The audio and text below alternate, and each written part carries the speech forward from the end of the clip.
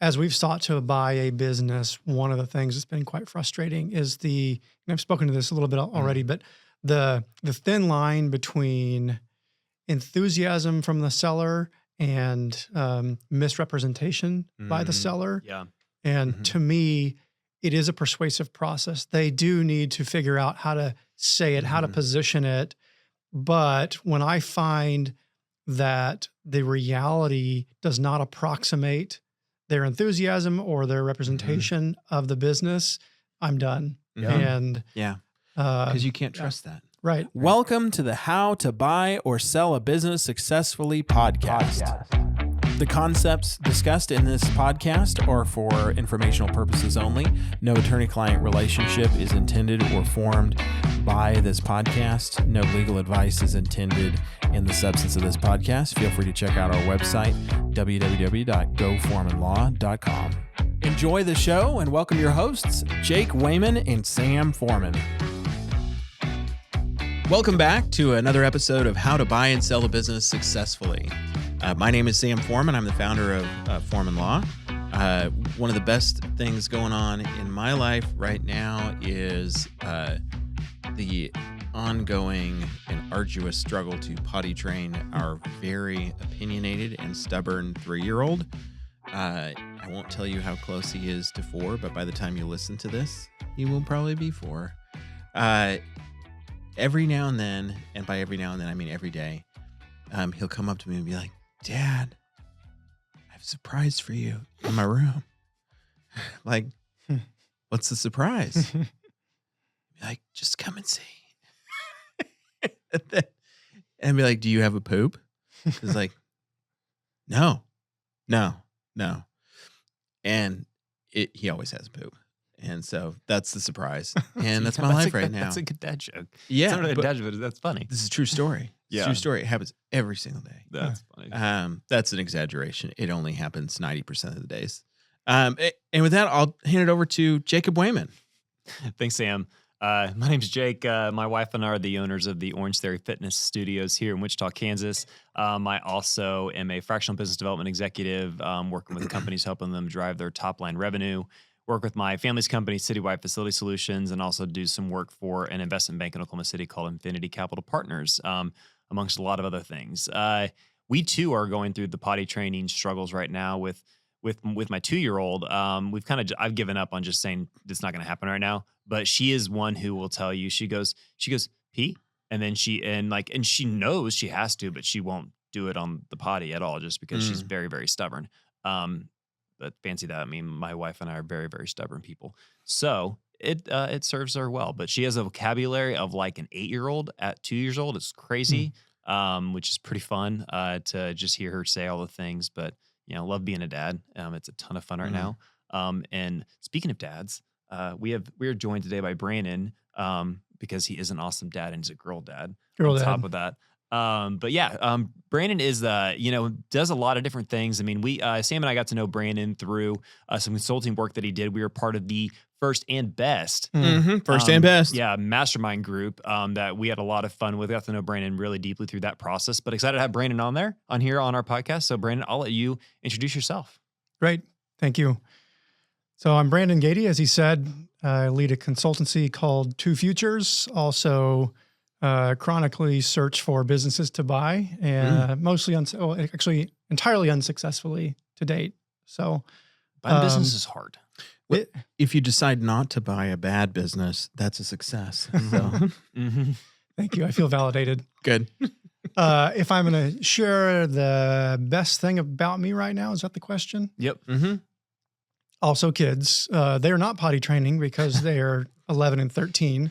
Good. Thank God. That'd be a different kind of.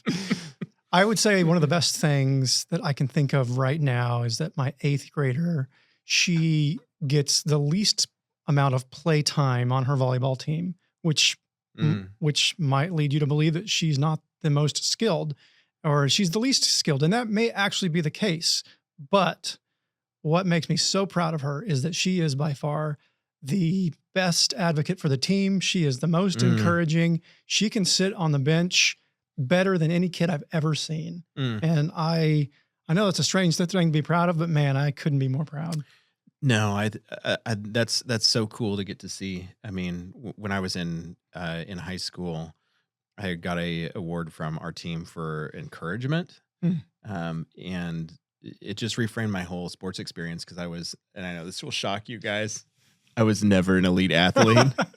I also had a certain portion of real estate proficiency on the bench, and but I mean it really changes your outlook on how you can encourage and support your team. Yeah. And that's something that has served me well, I think, all the way into adulthood. And so, I mean, those are lifelong skills that are exceptional. And then just to see the character of your kids come out in it. Yeah. I mean, that's awesome. That's awesome. That's good parenting right there. When a story reminds me of like, when you're watching basketball games and you have that guy on the bench, like when they shoot a three and like he's doing like all like the animated stuff when their eyes are shooting a three. I mean, that's that's the guy, that's the team that you want to be with because they're fun, they're encouraging, they're having a blast on it. They're seeing their teammates, be successful, and they're in there to develop that. So anyways, that's what it reminds me when you say that. My girls are the best. Well, one of the things we wanted to talk about with you today is kind of have a different sort of approach to this episode, where you would interview Jacob and I from the perspective of somebody who's looking at buying a business for the first time, and just kind of create that sort of experience for the audience. And so what kind of questions do you have for us, Brandon? Sure. So you sent me a list of questions. I plan on using none of them. I just hope. I want it. Let's rip. Can we edit that out? Like that Well, I already failed at my job. I was supposed to actually tee up the how this podcast is supposed to go, and I've totally forgot to do that. Okay. So we're like the Keystone Cops of organizing a podcast right now. So, but fortunately, Brandon's here to bring order, grace, and excellence to our content. I will say the one thing I love about Brandon is he asks very hard questions. And I'm not going to tell the story of our first time we met because he always gets mad about that. But it's what I love about him is because he asks hard questions and it gets you to really think about it. And so that's what I appreciate about him. Yeah. Great. Well, let's start then. I feel like I can get some control over this conversation now. I was hoping someone would, so please. Why does this topic warrant a podcast? And that's a wrap. No. Well, I think it's something that Sam, I mean, great things happen when value's transferred. I mean, and Sam will say it a lot better because this is like his tagline is around transferring value because, when great deals happen, it helps our community flourish because, businesses go through life cycles and, when they transition to other people, beautiful things can happen when a good deal happens. And I think that's why this matters is because buying a business is hard. Selling a business is hard. It's not easy. And most times people go through it once in their life. A seller's built a business from scratch and they're ready to make that transition to retirement or what have you. And it's the first time and only time they're ever going to do that. And it's something they've built where the buyer, they're on the flip side, they're wanting to get into a place that they can build something, build a future, build something in a business. And they're going through that transaction. And I think that's why this matters is because when a bad deal happens, that's terrible outcomes. And, I think it's just, there's so many integral details. I mean, we've done close to 50 podcast episodes on this subject. And it ranges everywhere from talking all over the board. And we still have not even tapped into all of it yet. Yeah. I want to hear your response, Sam. Let me just make sure I'm understanding what you're saying. Yeah. I heard you say, buying a business is hard. I heard you say it matters that we do it well because when it's done well, it actually has sort of a multiplying effect. Yep, absolutely. And I also heard you say it's often a once in a lifetime thing where I don't have a lot of experience. I don't have any experience doing it. And then I do it and then it's done and that's all. So, is this a marriage podcast then? Because that's what I'm hearing. It can be hard. Good really matters. I mean, hopefully once in a lifetime. I mean, marriage and owning a business are, very closely aligned. And I should know because I'm actually married to my business partner. And but it is. It's like owning and running a business is a difficult thing. And going through that process, deciding that, hey, I want to become a business owner. I mean, you got to do a lot of soul searching because there's a lot of sacrifices that you make. There are a lot of benefits, a lot of things that can be generated from it. But there's a lot of sacrifices that come, but you got to understand. It's like, I think Sam said this in the last podcast. don't get excited. Don't get caught up in the deal. Get caught up in the destination. Like that, you're looking for the destination, Yeah, I and like like that. that's where. So I'll let Sam. I'm kind of stealing a lot of Sam's stuff right now because like Sam's like, what am I going to say now? What he Sam said. says a lot better than I do. No, surely not. But thank you for that.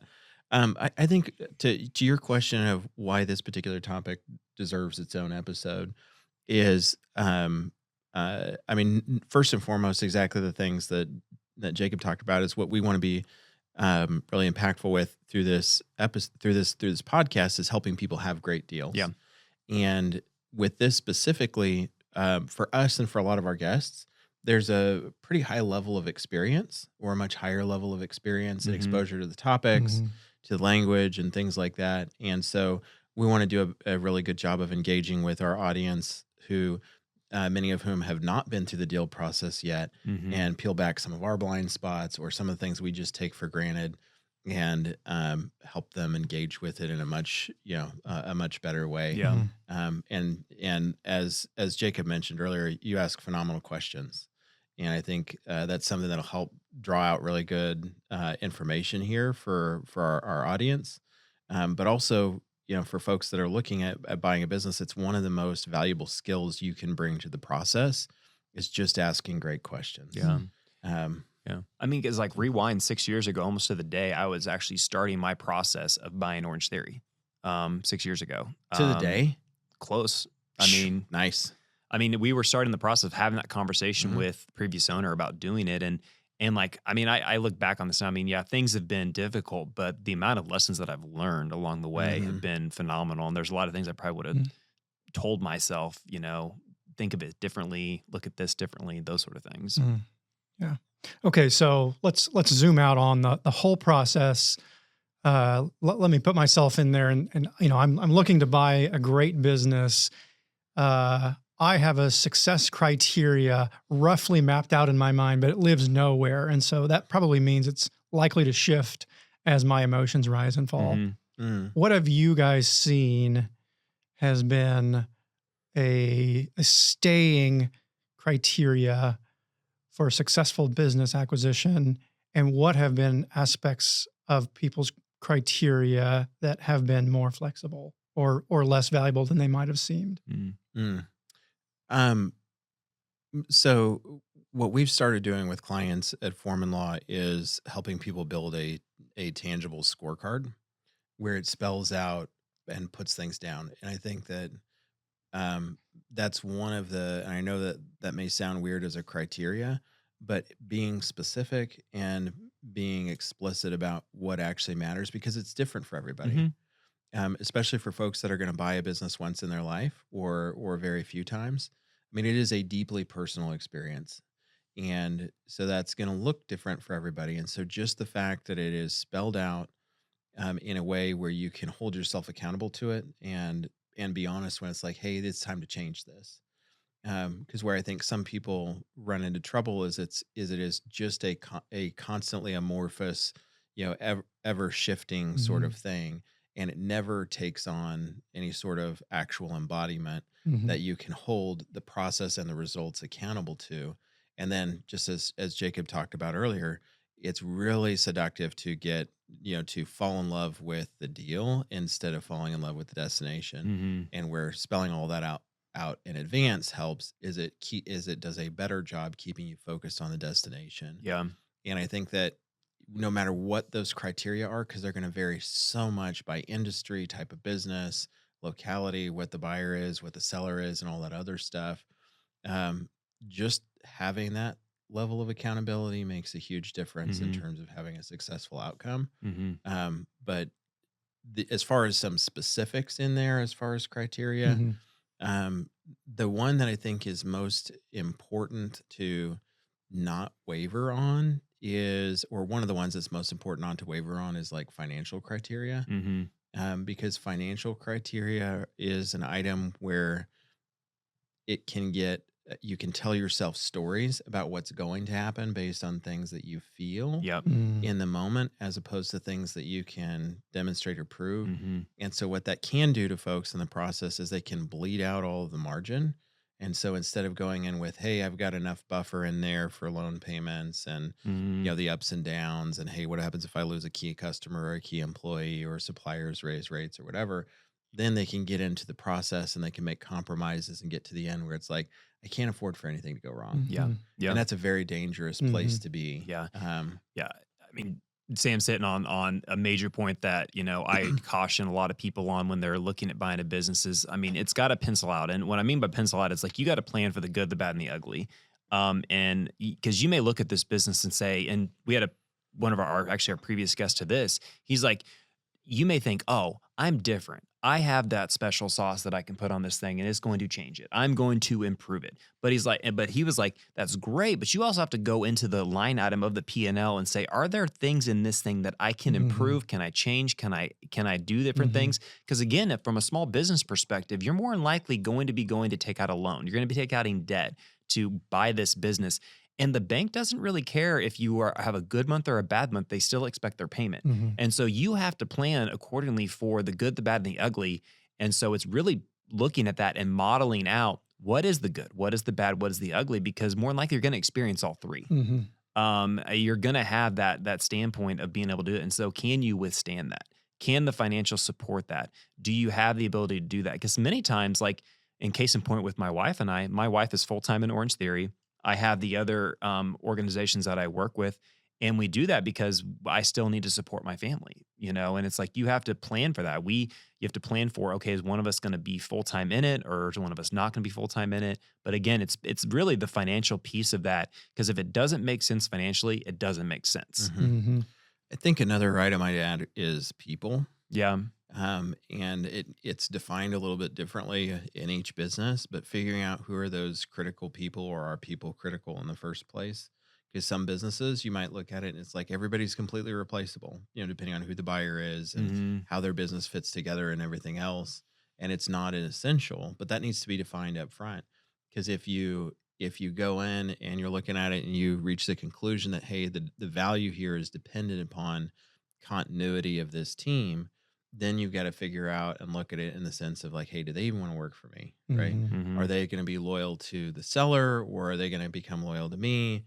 Can I have a good relationship here? What's their fingerprint on the culture? Is that something that I like? Is that something that, when I come in and we start doing things my way, as opposed to the way they've been doing things for 10 years, all of a sudden I'm going to have a bunch of people leaving and creating gaps in terms of the value that I've received as a buyer. And I think that's got to be defined up front in terms of, hey, this is what I must have in terms of team continuity. And this is what I can't have. Yeah.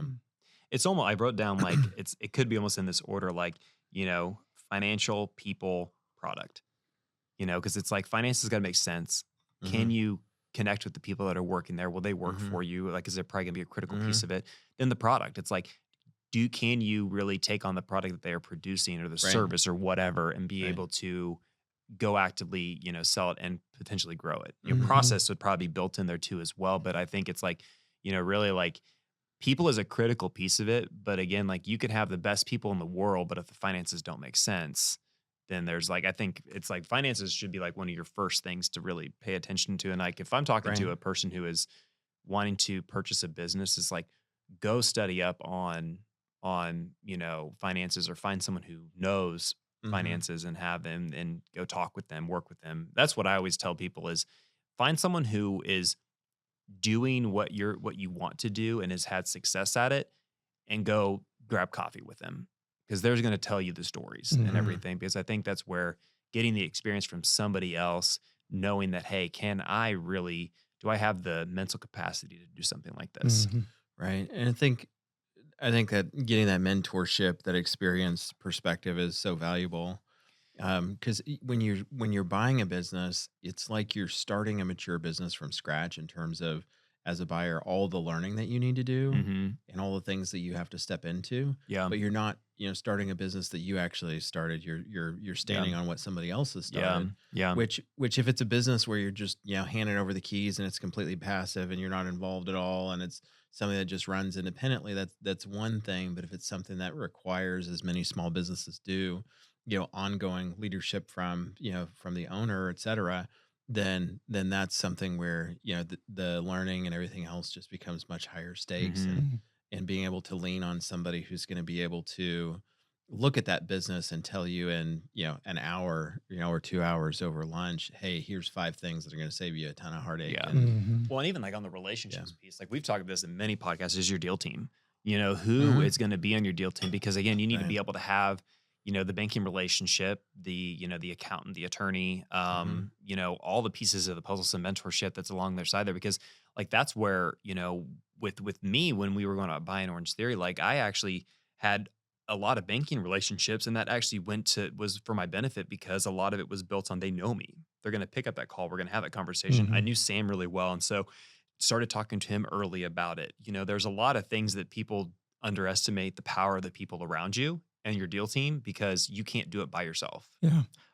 One of the things I'm picking up from both of you is what I would characterize as having self-awareness when you walk into any kind of deal, or even when you're investigating possible acquisition. And I think the kind of person who looks to buy a small business is often someone who has been in a corporate environment or some larger business, looked around and said, I think I know how to do this better. So sort of by definition, the people who are looking to buy businesses are often have a self-assessment that we're better, we're special, we can do it better. And I don't mean to be pejorative in that. I just mean that there's something about the entrepreneurial spirit that you kind of need this, right. But it can become magical thinking where it's mathemagical. Yeah, exactly. Yeah. And then the financial statements stop mattering because, well, I know how to do it. I'll fix it. It doesn't matter who's there. You haven't met me. Yeah. Right. No, I think that's very perceptive, Brandon, about self-awareness and the role that it plays. And, for somebody who's a buyer, given that you need to give yourself credit for all of the improvements that you are going to bring. Because that is what we see a lot of buyers do really well with, is that they've learned things because of, the pain points in their own experience, the perspective, the positions that they've had that has allowed them to be able to see how it can be improved. And that's how they can create value, which is what makes these transitions so value creative. Is it's not just handing, the same thing from party A to party B and it remains unchanged. It's handing the thing from party A to party B and creating more value than existed before. And that's a great way that occurs. But it's having enough awareness and creating enough accountability to be like, hey, I have this thing that I see that is needed and that's going to create value. But I also know that I have blind spots and that I have gaps that I need to, fill, and other things that I need to learn along the way, so that I will be in a position to take this great value add that I have and actually put it to work for me in a positive way. It was the great philosopher Mike Tyson that said, everybody has a plan until they get punched in the face. Yes. Yes. How many other philosophical statements do you know from him? Not a lot. Okay. Probably because he got punched in the face. Yeah, punched in the face way too many times. Okay, so let's say I'm a first-time buyer. I have found a business that is shiny and looks wonderful. I'm curious, from your perspectives and your experiences, how often do people discover a hidden gem, and how often do people find, oh, this is just a small business that I can grow a little bit at a time? Jake and Sam here. Thank you for joining us. If you find this content helpful, please like, subscribe, share it with a friend, and especially leave us a 5-star review on Spotify or iTunes. Really helps us out a lot. Yeah, 1 star, it's on Sam. Yeah, it's definitely on me. I think the best deals that happen are the ones that are done, in behind, like I say behind closed doors. What I mean by that is, like, it wasn't publicized that it was being sold. It wasn't publicized. It wasn't posted on a website or anything like that. It was one to where, somebody met somebody, there was a relationship being built there, and they're able to find that. I think those are when the best, you find the diamonds in the rough, because, maybe the timing is like, because if somebody is actively selling their company and saying, I want to sell, it means that they want to leave, and so it means that then this is very hypothetical. It's not saying this is actually true, but it's like, they may have gotten to a place where they're tired, they don't want to do it anymore. They are ready to retire, those sort of things. I think the best deals are when, the person's like, yeah, they know this person, they feel like they can take over the company and do a good job with it. I think that's when the best transactions and where a good deal can come together is when it is done outside of, I say that because I am a business broker and I'm saying this kind of in a weird situation, but it is a lot of good deals come, like Orange Theory was dealt because I cold called the business owner, like the business, and he said no to start with. But then after a while, he talked to his wife and they're like, I think we're ready to transition this out. They weren't like ready to say we were done with it. They were like, I think it's time. And so that was a good transition that happened there. But yeah, I think it's like, that's where I think, kind of answer your question, the diamond in the roughs is when, it's not broadcasted broadly that I am selling my company. And Brandon, if I heard you correctly, your question is about like, hey, how many times is it just kind of steady little incremental growth versus how many times does somebody go in and actually, see this dramatic growth? Is that I misinterpreted the question? No. You're along the right lines. So the question was really, I think it's easy for people to get ratcheted up emotionally about a particular deal and think to themselves, this is going to be a rocket ship. And I'm curious. I mean, and that would imply that the previous owner has just been stewarding a business for a long time and not lighting the rocket engines. Let's just work with that analogy a little bit more. Yeah, I like the rockets. Yeah. No, I think, that's a hard question to answer about how often that occurs, but I think most business owners go in with an expectation that they're going to be able to grow it pretty substantially. Right. I think the ones that don't go in with that have more wisdom and experience or have been immersed in sort of the culture of business buying and selling for a longer period of time. So they have more realistic expectations. But I think there's something in there that's really valuable for people to really key in on, which is that this is such a personal process. And that's something both to embrace and be aware of, but it's also something to make sure that you keep it in its right place, because we're really good at telling ourselves stories. And we see things and it's like, oh man, I'm going to be able to make this the next big thing. This person's been missing all these opportunities and whatever else. And then we lose sight of, as a buyer, oh yeah, but they're really good at all of the day-to-day nitty gritty. And they've held everything together really well because they have this, this it factor with their customers, with their pricing methodology, with whatever else. And so we miss out on all the things that are giving all of this great value. And then a buyer goes in and they miss out on all that stuff because they're only focused on the, hey, it doesn't have a website. It doesn't have, it has 12 followers on, Well, and the difference is the type of buyer. So like private equity, for an example, like when they're buying a company, if they're looking at, hey, in 5 years, I need to flip this thing. So can I go and scale it quickly, get my multiple up a little bit more, grow my EBITDA. So like I can actually exit this thing for a return for my LPs. But on the flip side, it's like for a small business owner, like I think they need to take the mentality of the incremental growth, because if this is something that you feel like you want to be doing for, 10, 15, 20 years, that incremental growth is probably when you focus. If you go in and have hockey stick growth, that growth creates problems. Growth is difficult and growth is hard, but it's also gives you a false sense of security that's there because you did have a hockey stick growth. I'll use case in point with Orange Theory post-COVID, things like shot up like this. Everybody was like, I want to get healthy. I want to get out. I want to get active. And it was almost this false sense of security because it was like everybody was growing, like when it came to like things that were fitness related or whatever. And so, I should have been thinking about, from a decision standpoint, I should be making decisions for where I want this business to be at in 5 years, not where I want this business to be in 6 months. And because that would have made staffing decisions differently, purchasing decisions differently, a lot of different things. And so I think, it's going in with the mindset of like, if your goal is to go scale this thing quickly and flip it in 5 years, different mindset. If your thing is to, I'm going to buy and hold this thing and this is going to be what I'm going to do for the rest of my life for the next 10, 15, 20 years, that's a different mindset. Right.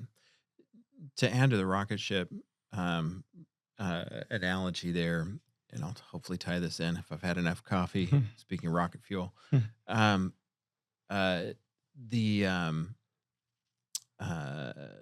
goodness, we're going to have to edit out how long this pause is because he needs more rocket fuel. I had a child that was up till 3 a.m. this morning. Gosh. Yeah.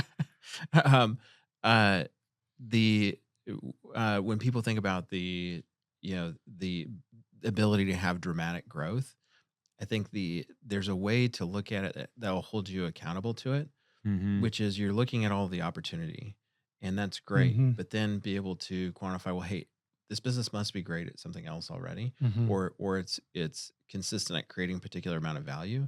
And so, how do I understand that well enough to make sure that that continues? Mm-hmm. Because my ability to be able to increase value is only going to be true if I'm not also reducing value in another sense. Mm-hmm.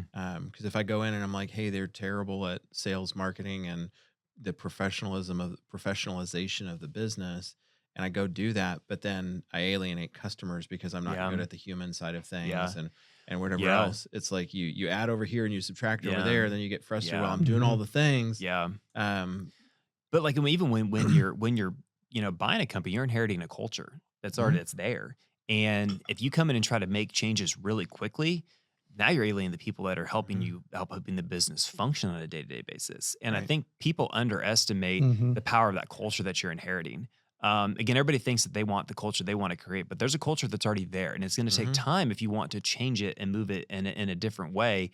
And you need to knowing that going into it, it's going to take time. Mm-hmm. Because if you come in like a bull in a china shop in an organization, people are just going to leave because maybe you have some key employment agreements to where some certain people need to stay, but most times people can just say, "Peace, I'm out," and they don't want to deal Right. with it. And you got to be realistic about how long Yeah, change is going to take. yeah, Because I mean, your first, for many small business owners, your first, 60, 90 days to 6 months or even longer, it's just going to be getting up to speed, yeah, Yeah. and just trying to maintain what's already Mhm. there in many Yeah. instances. And then in terms of like big changes, those are just going to take some time to get in there. yeah, And just being realistic with yourself about, well, how long is it going to take me to even be in a position to put this in place? hmm And then how long is it going to take to fully implement? And then from there, how long is it going to take for me to actually see that yeah, change? Like I'll use our business as an example. We're growth minded, and started to do some things differently on marketing and business development and things like that. And one of the things I've learned over the last couple of years is just how long like the relational development cycle is, hmm in terms of a consistent output standpoint. And so if you're in a business that has I throw up ads on Facebook, and then 30 days later I see the impact of it, that's one thing that you need to understand. And if you're in a very long purchasing decision, you know, uh, kind of industry, you've got to understand that as well, so that you yeah, can properly Mm-hmm. think through, hey, here's how these changes are going to Mhm. impact the Mhm. business, and when I'm going to be able to make them, when I'm going to see results. Yeah. yeah, So I heard you talking about the first 60 to 90 days, and I want to go there a little bit more. Here's what I'm imagining. Again, not having acquired a business myself, but I think I can put myself in their shoes. It's day 57 Mhm. and the shoe just dropped. The shine just wore off. You thought you were buying a Buyer's remorse. unicorn, and you bought a platypus. What I want to know is, I mean, of course, like that person has to keep going. They Mhm. know that they put themselves in that position. Mhm. But what is the encouragement for them to keep going? Like, what is it? What is it about that particular moment that they want to throw up their hands and feel like I made a huge mistake?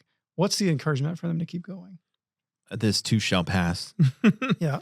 I think for that, I mean, a lot of it is knowing that in advance you're going to have that moment. Mm-hmm. Like almost every Mhm. business owner is going to have that moment, or a series of those moments over time, and most of them it's going to be multiple of those, like, and often on the same day. It is a roller coaster, and to be prepared for it, know it's going to happen, so you recognize it when it shows up, and remind yourself that, hey, this is a marathon, it's not a sprint, and to position yourself with the right amount of personal margin Mhm. to be able to, Mhm. and not just mean that in a financial standpoint, but in a well-being, relational, Yeah, standpoint, to be able to ride through those bumps and have the right support group around you, so that Mhm. hey, put this in perspective. The sky is not falling. You're going to work through this. You're going to survive this. Here's what happened to me when that happened. Those kind of things. Yeah. yeah. And I think one of the other things that's really helpful for if you're going to be in that position is, Mhm. aside from just knowing that it's going to happen, is frame up success at the very beginning.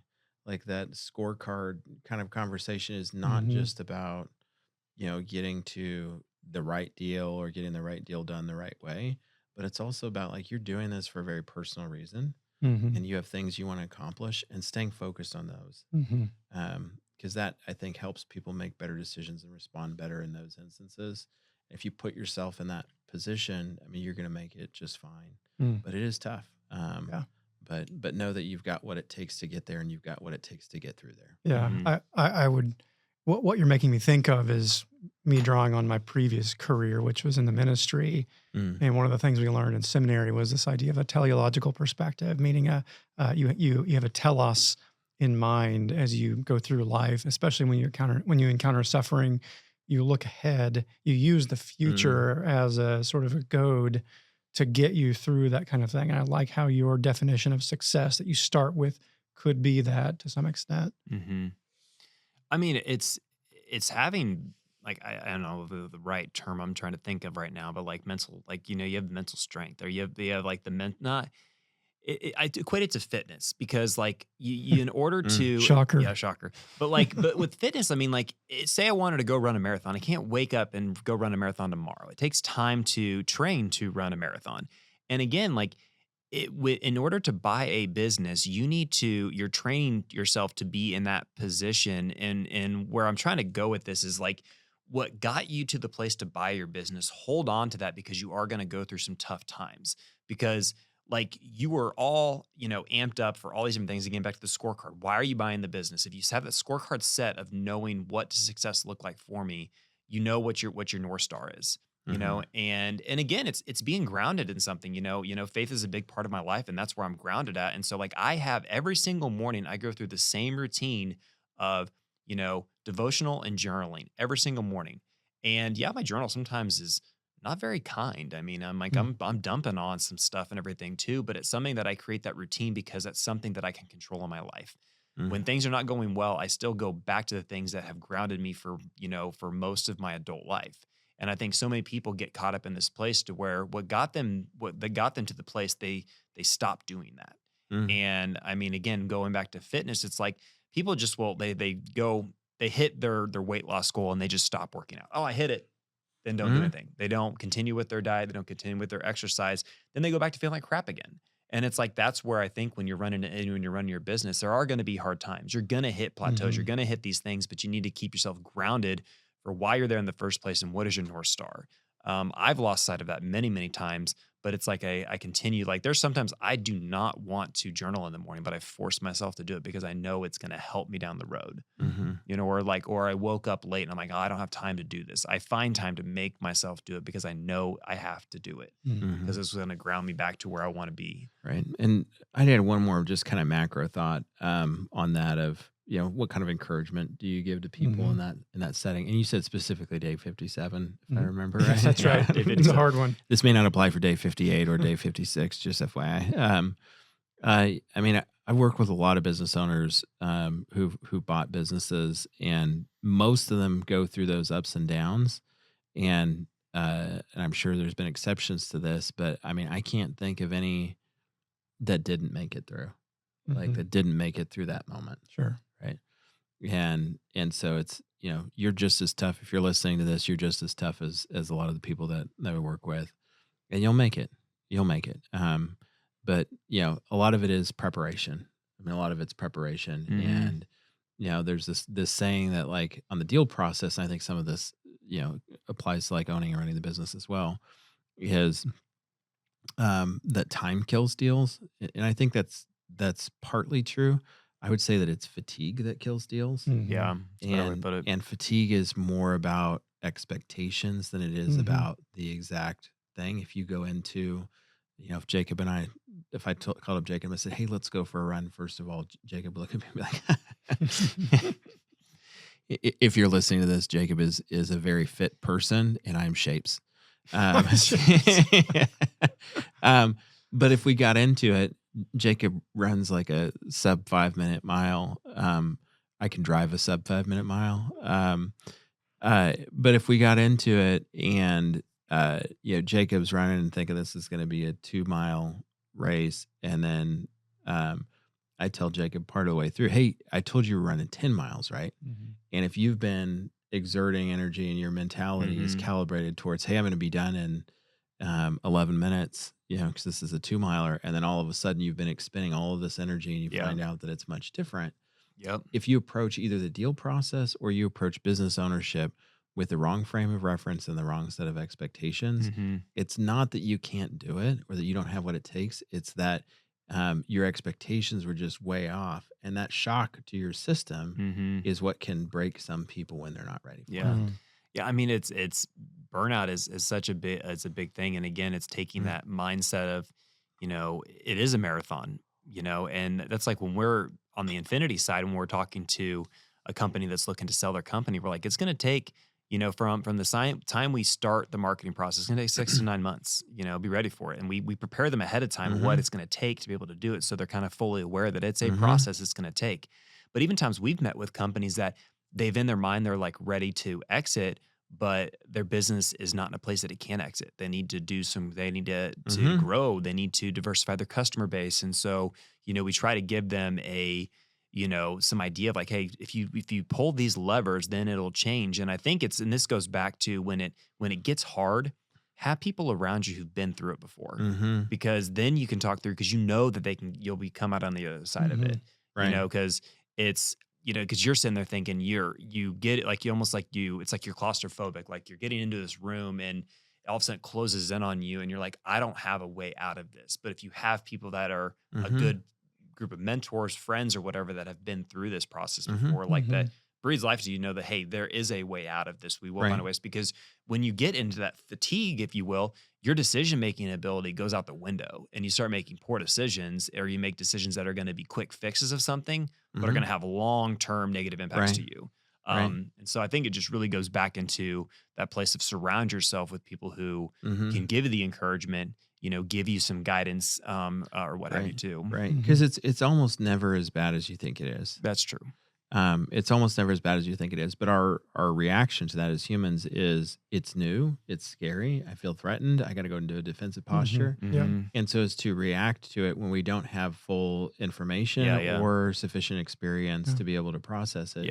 And so preparing yourself in advance with that good team or that good mentor, somebody you can pick up the phone and be like, hey, I'm freaking out, man. And then they can help you be proactive and productive in that moment.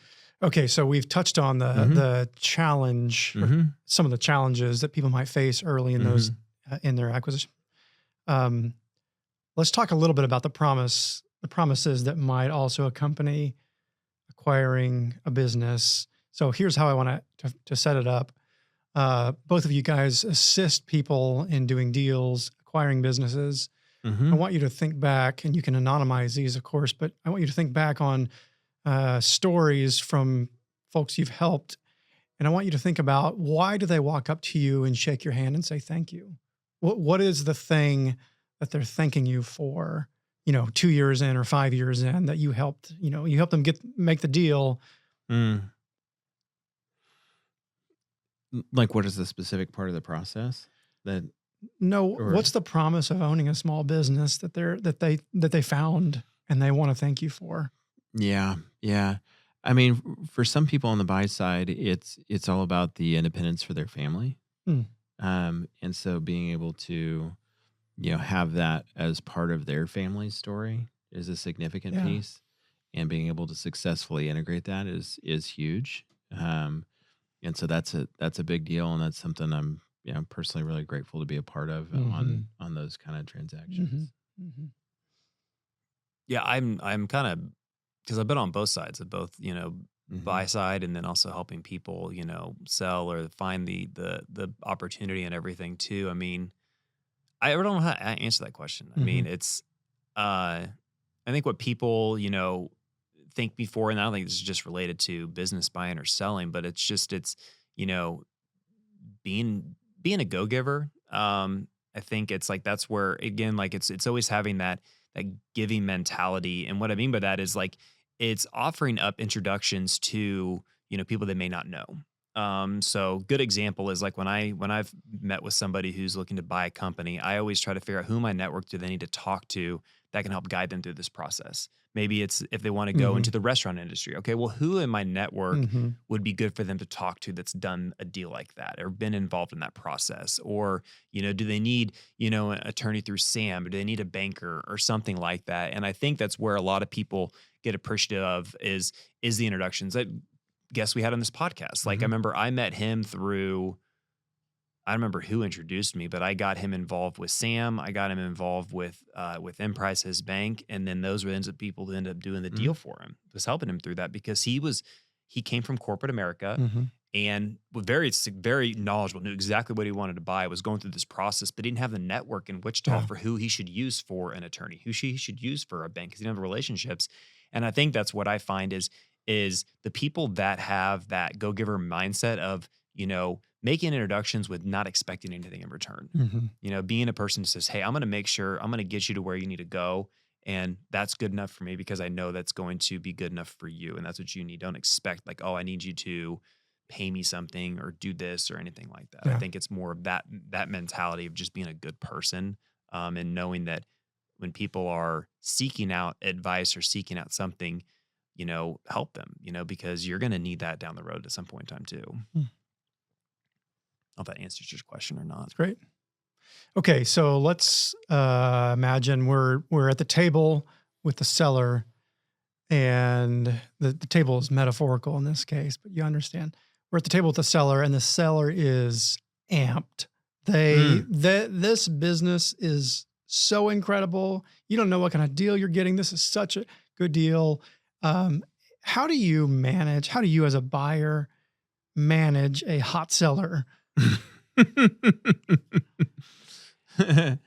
Yelling, it's crying. No. Well, it's and it goes back to the numbers can't lie. I mean, that's again where it goes back to, there are situations you may have to tell them their baby's ugly or their baby needs to change something or something like that because like almost every seller thinks their best business is the best business they've ever had and it's worth so much money. But in reality, it's like, that's where does the market say that it's worth that? Is somebody in the market really going to pay that for that? And I think it's really, you do it with grace. So when you're talking to a seller that thinks that, their company is worth, like a tremendous amount of money, and you have to really temper that a little bit more with, what we're seeing. I mean, it's having a hard conversation, but it's doing with grace because it is something that they've put their blood, sweat, and tears into.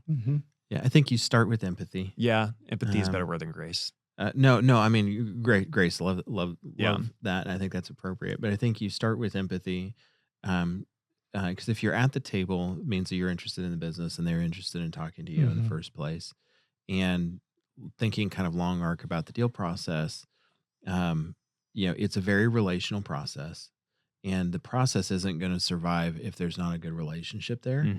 And trust is the currency that ultimately gets all deals done, at least all good ones done. And you won't have trust without relationship. And so in some instances, you have to meet them where they're at. Yeah. And so a good response can be like, man, that's really exciting. Yeah.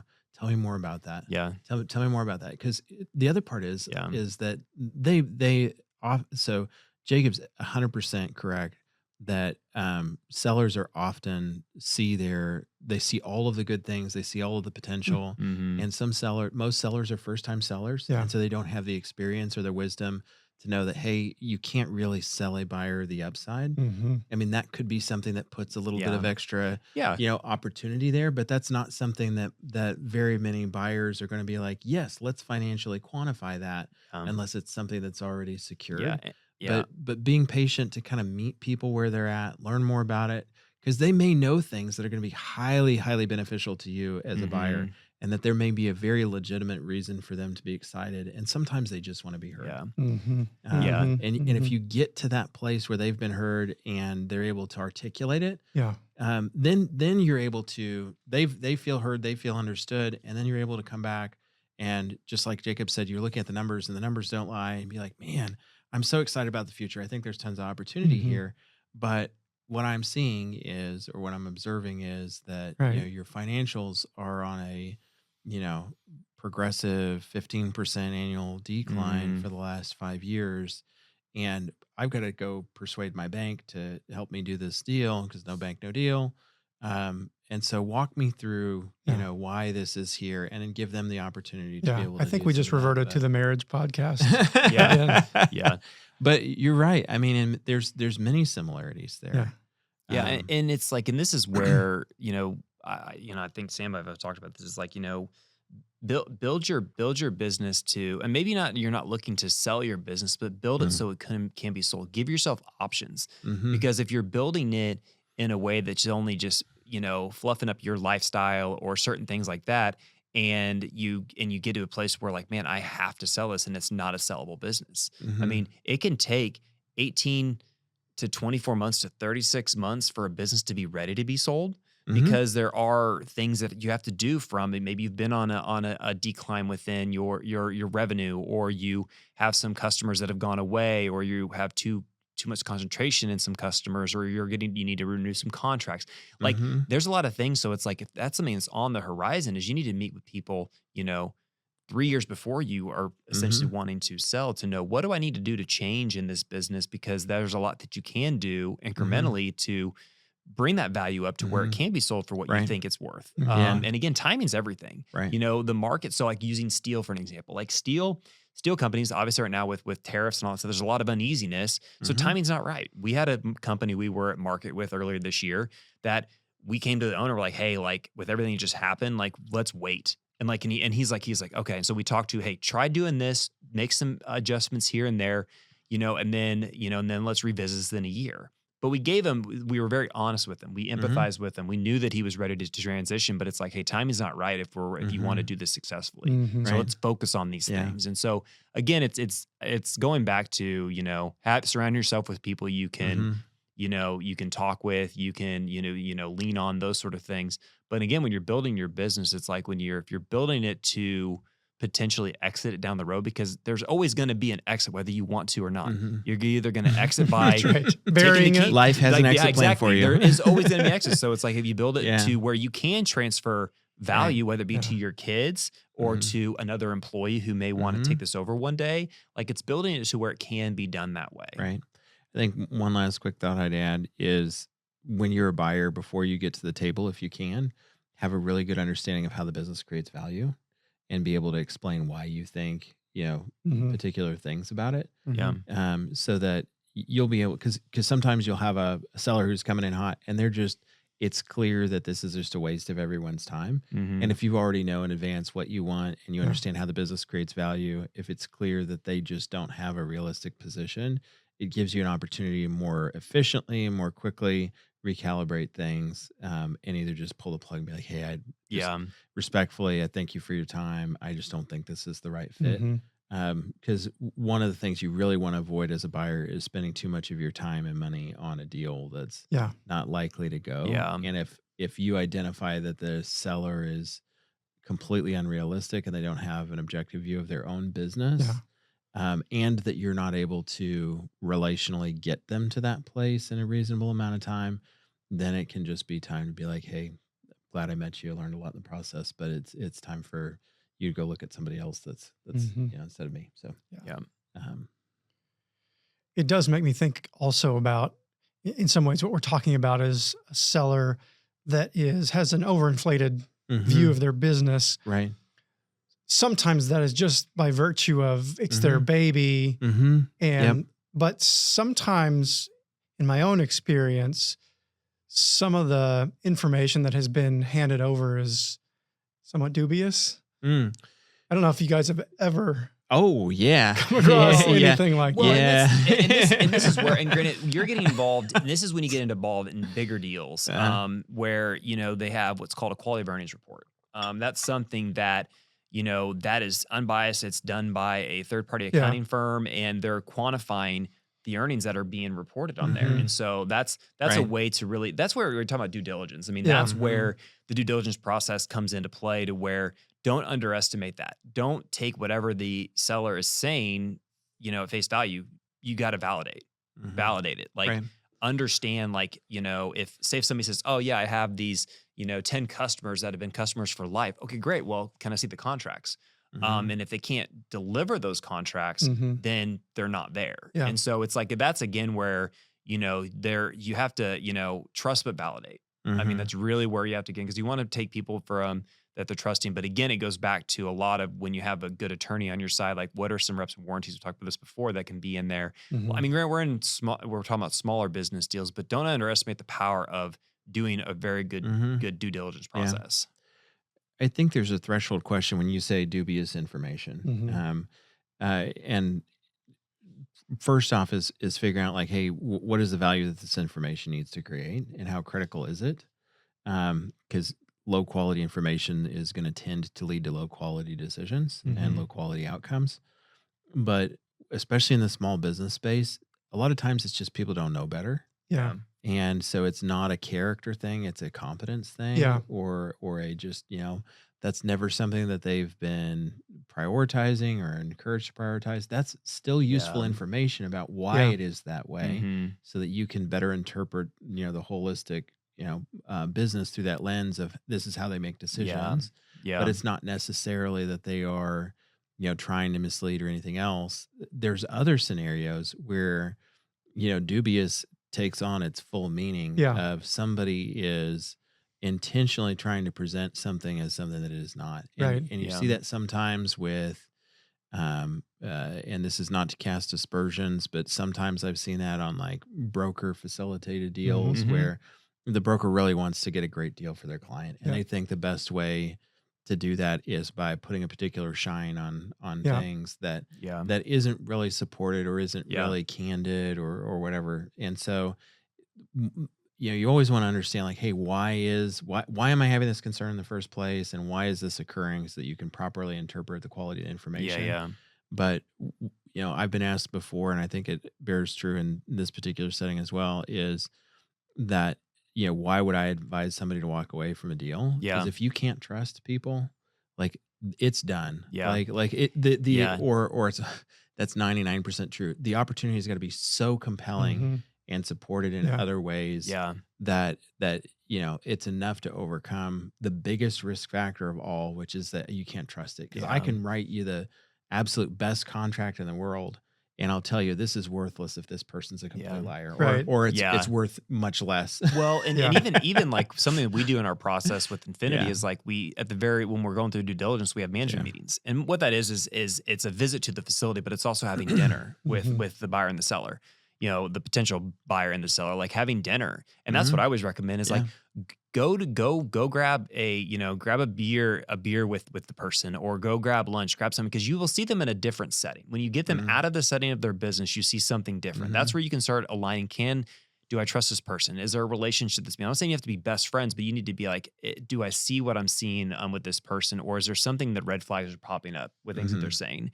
Right. And again, when you're requesting information, so if you're not using a broker or like an investment bank or anything like that, is like, there's like some key, I don't have them specifically in front of me, but there's like a key 6 to 7 things you can ask them for when it comes to financials, with operating agreements, a lot of different things. And if it takes them forever to get them to you, that's a red flag. Right. Or if they give them to you and it's like it's photocopied stuff, or it's this or it's that, like those are some red flags that need to be paying attention to, because it's like, okay, if this is how they're giving me the information, what's the inside of their company look like when you get in there too? Right. So it's like, there's like, that was something Rick Ralston actually, who was on our podcast previously, kind of gave me a list of like, go request his items. And if they can't get it to you in a succinct manner, quickly and in a good format, he goes, then that's when some red flags need to be popping up. And so it's like, that will give you some ideas of how they run their business. And especially in small business, deals, make sure that the red flag is there, but make sure that you interpret it properly. Is this a character thing? Is it a competence thing? Is it something else? Good. Yeah.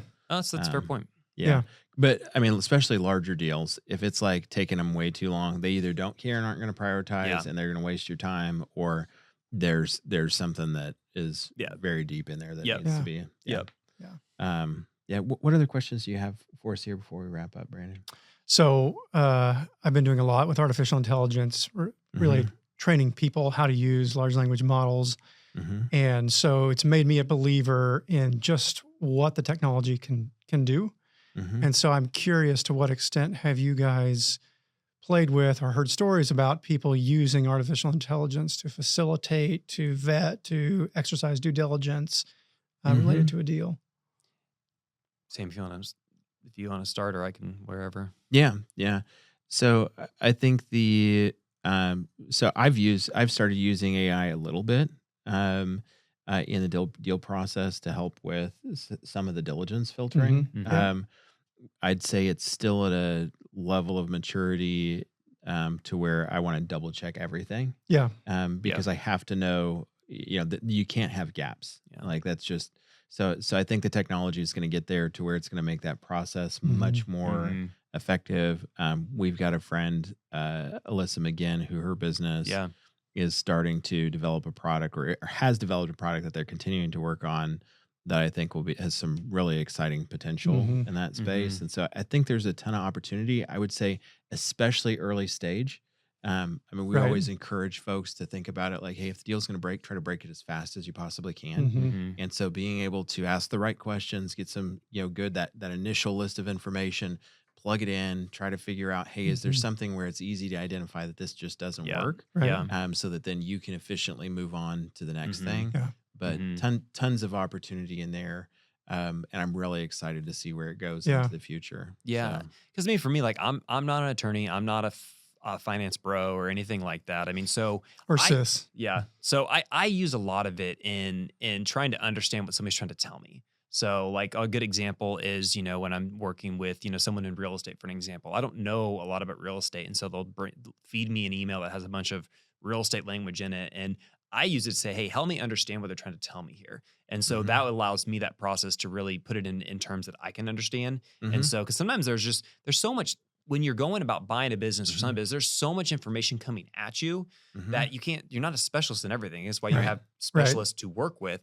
But I use it in a way to, help me communicate something better to somebody so it can so they know exactly what I'm trying to get in the process or accomplish in the process, and also helping me understand what they're trying to say. I know our team at Infinity uses it a lot from, not so much financial modeling, but helping them, interpret some data a lot Yeah. more is Yeah. what they use it for. So it just Right. depends on, I think, the place you sit at in the deal process and how you use Yeah. AI. Yeah. I would say, just based on my own experience, because we've used it a little bit as we've looked at different businesses, especially when you're looking at small businesses to, 1.5 million or less, Mhm. and the likelihood that you're going to hire an accountant or Yeah. a Sam Foreman, like it is just reduced. Doesn't mean you shouldn't do it. It just means like we're gonna just do it in bits and pieces. Yeah. The ability to use artificial intelligence as a first pass, where it can point out some obvious things that Yeah. they'd be obvious to you if you were trained in it.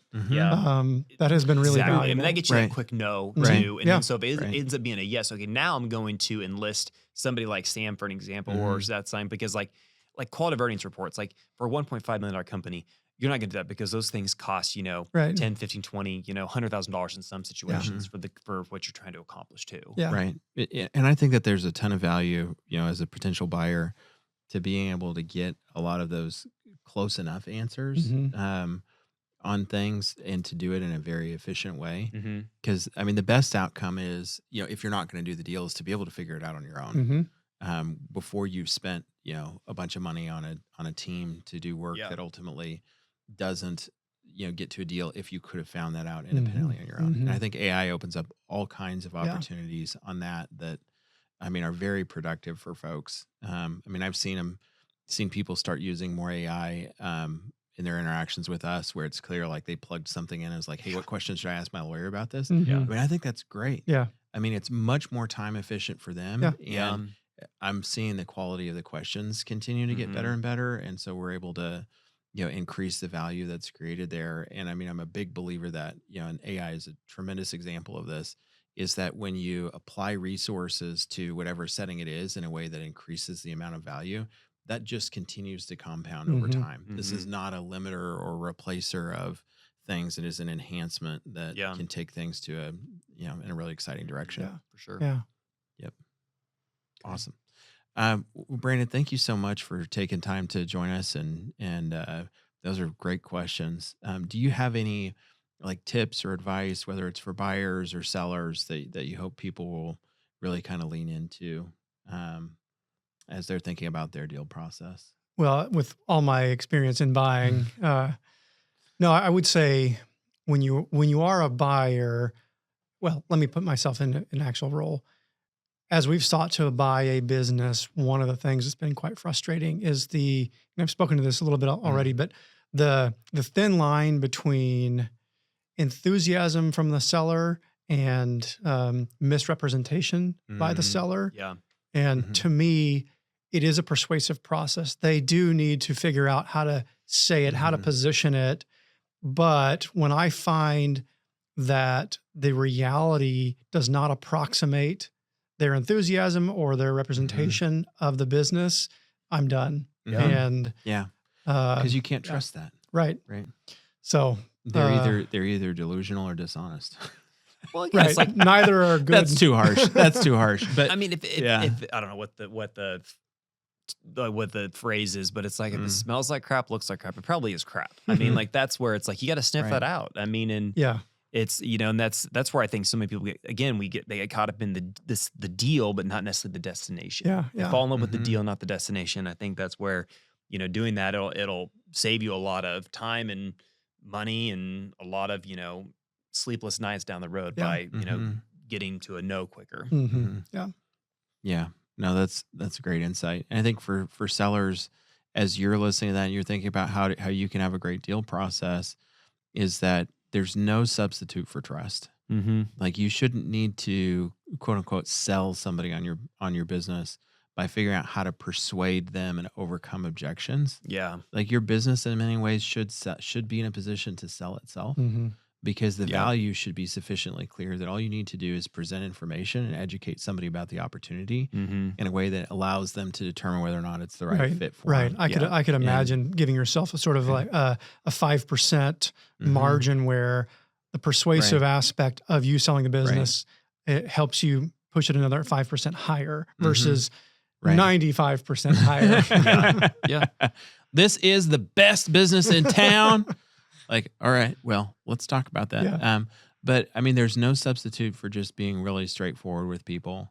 And it's just the right thing to do in the process. You don't want to waste people's time and you don't want to waste yours. And if you convince somebody based on a false reality to buy your business, think about what that does to your team on the other side of things. Because ultimately that is going to show up for your team. It's going to show up for your customers. Yeah. And their families. Well, I mean, again, and when you're in a small town like Wichita, like that, like doing a bad deal gets around. I mean, that's the thing is like, that's, it's like if, unless you want to just go sell it and then go move to Thailand, I guess you can go do that and be in another country. And then, no one really cares. But, my point is when you don't build that trust, like, then that's when, bridges can get burnt. Right. Like that'll happen. And prepare yourself to where you don't need to be in that position. Yeah. Where you're like, I've got to figure out how to get somebody to pay way more. Yeah. Like put yourself in a position to where it's a really compelling opportunity without that. Yeah. And that's something that's within your control largely. Yep, It's just for through sure. good preparation.